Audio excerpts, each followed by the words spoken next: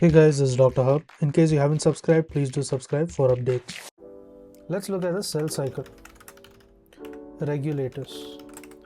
So in cell cycle regulators and the associated cancers.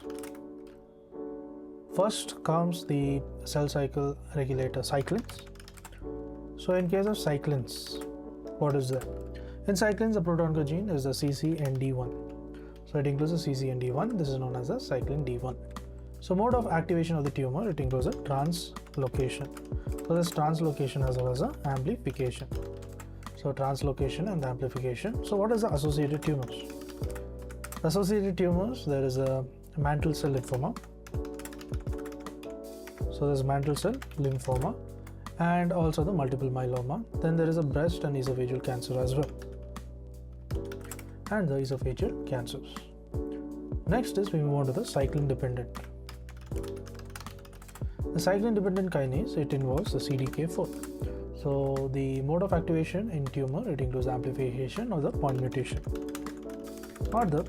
mutation. Now, what is the associated tumors? Associated tumors is the glioblastoma, melanoma as well as the sarcoma. To learn and grow daily like this, please do subscribe.